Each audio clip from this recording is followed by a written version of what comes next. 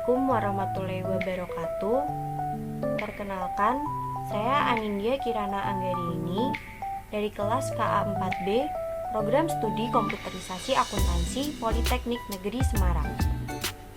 Pada kesempatan kali ini, saya akan mendemonstrasikan tentang aplikasi untuk input transaksi dan pelaporan keuangan bernama SmartPos.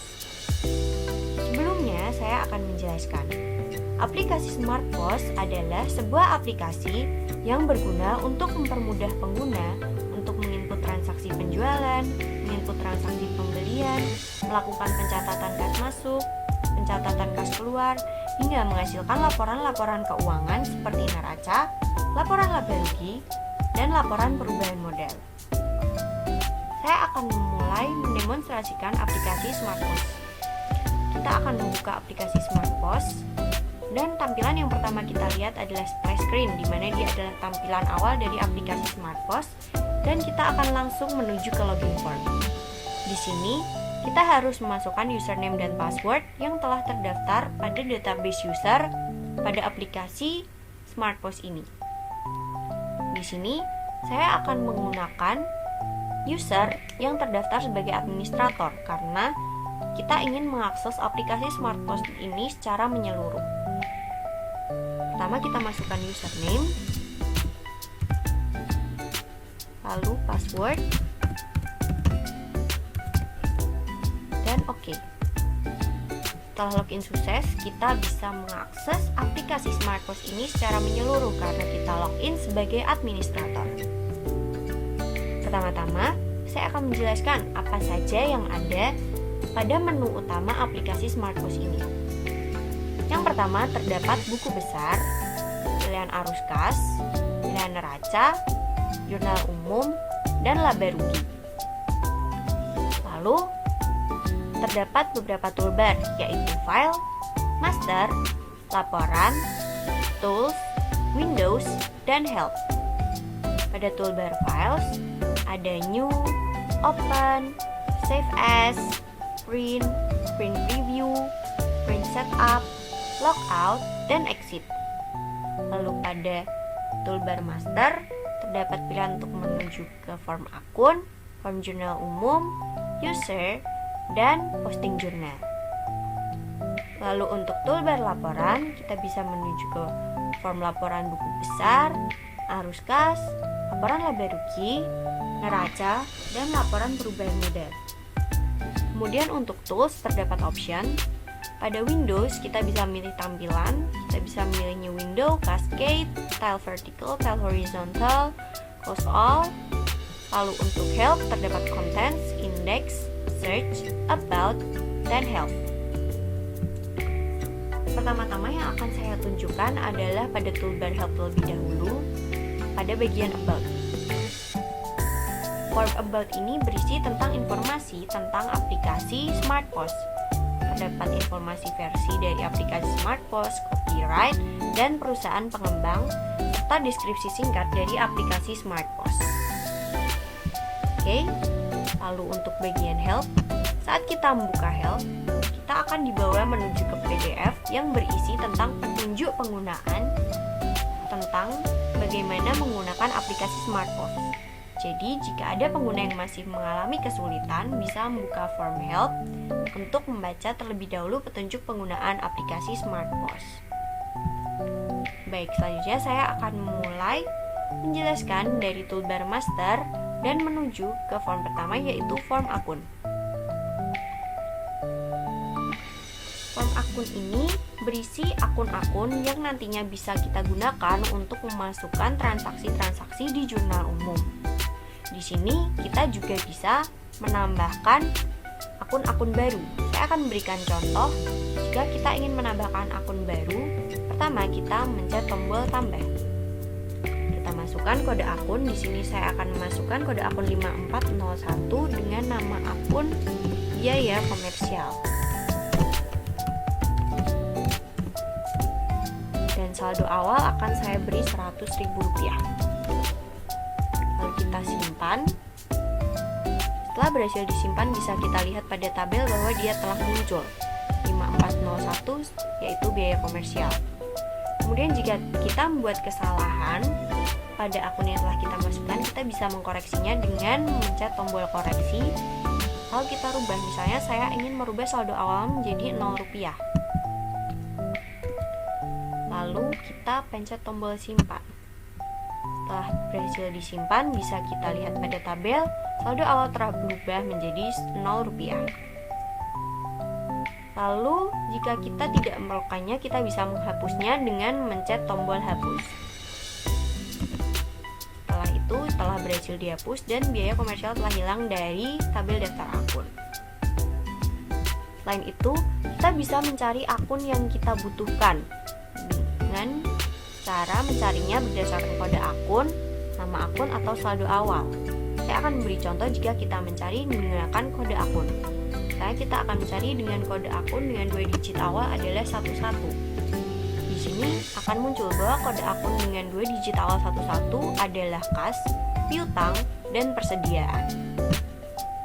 Oke, selanjutnya kita akan menuju ke form user terlebih dahulu.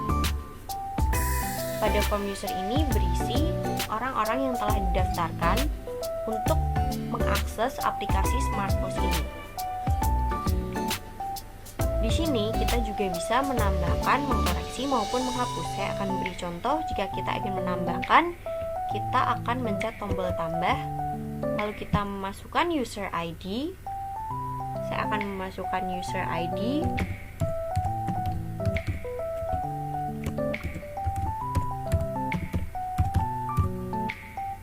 lalu nama, password,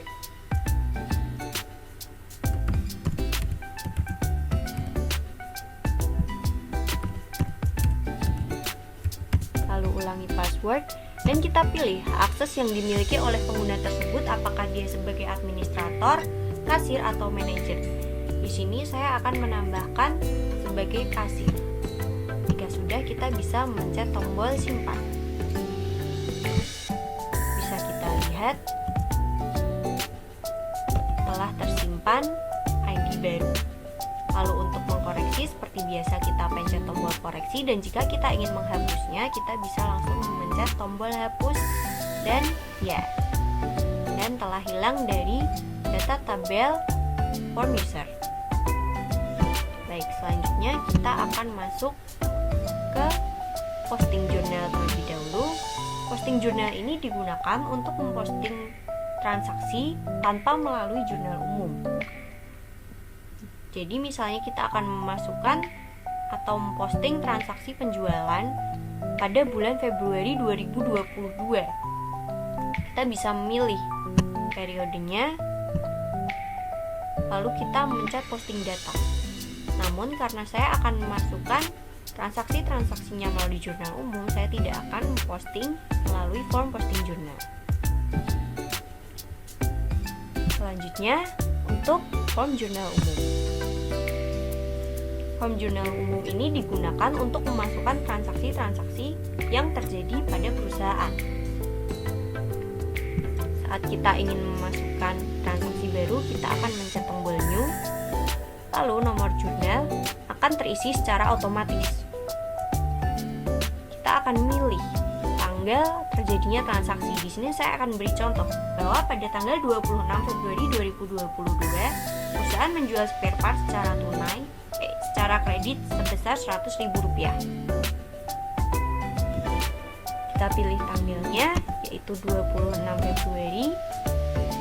Lalu kita masukkan nomor bukti, yaitu JS002, dan deskripsinya adalah penjualan spare part secara kredit.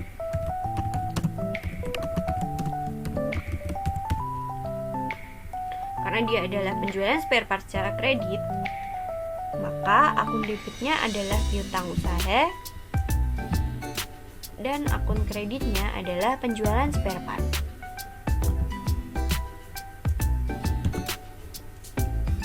Dengan jumlah sebesar Rp100.000.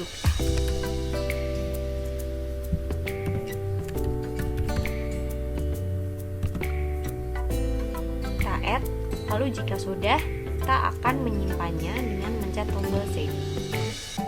Setelah sukses disimpan, berarti transaksi ini telah berhasil disimpan di database.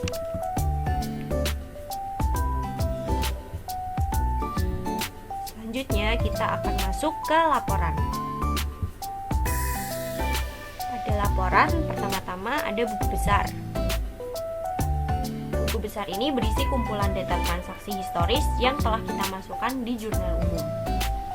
Misalnya kita ingin melihat transaksi-transaksi yang melibatkan kas pada bulan Februari. Kita pilih kas, lalu jangan lupa aktifkan tanggal, lalu kita pencet tombol cari. Di sini akan muncul semua transaksi yang melibatkan akun kas. Selanjutnya, kita bisa mengekspor hasil pencarian kita ke Excel dengan mencet tombol export.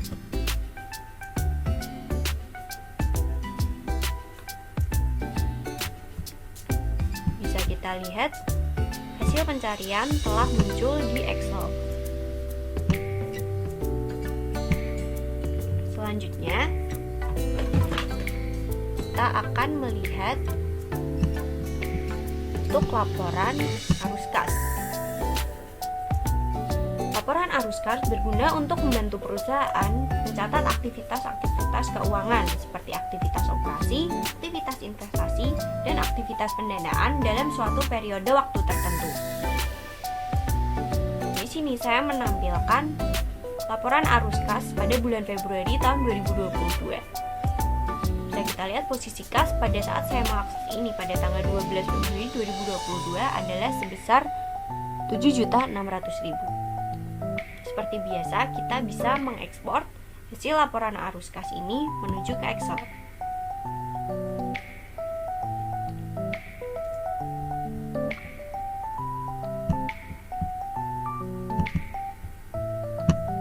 Selanjutnya, setelah laporan arus kas, kita akan menuju ke laporan laba rugi.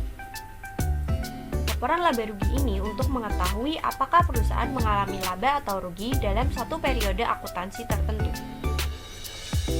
Kita akan melihat apakah pada bulan Februari 2022 perusahaan mengalami laba atau rugi. Kalau kita pencet tombol cari, ternyata pada bulan Februari 2022 perusahaan mengalami kerugian sebesar 7.400.000. Seperti biasa, kita bisa mengekspornya menuju Excel dengan mencet tombol ekspor. Lalu selanjutnya ada neraca. Neraca ini menunjukkan posisi keuangan perusahaan pada akhir periode tersebut. Pada akhir periode Februari 2022 dan setelah semua transaksi dimasukkan, bisa dilihat bahwa debit dan kredit dari bulan Februari 2022 telah balance. Kita bisa mengekspor hasilnya menuju ke Excel.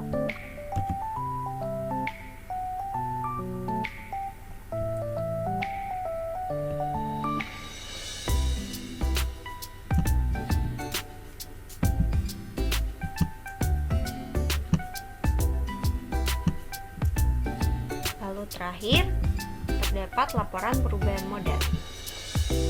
Laporan perubahan modal ini menunjukkan apakah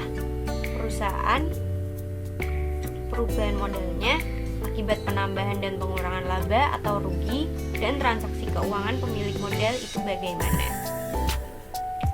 Kita lihat perubahan modal pada bulan Februari 2022, modal akhir per 12 Februari 2022 adalah Rp104.900.000.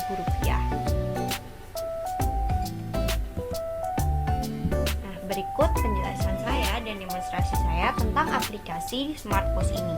Apabila ada kekurangan dalam saya menjelaskan, saya mohon maaf. Semoga bermanfaat dan terima kasih.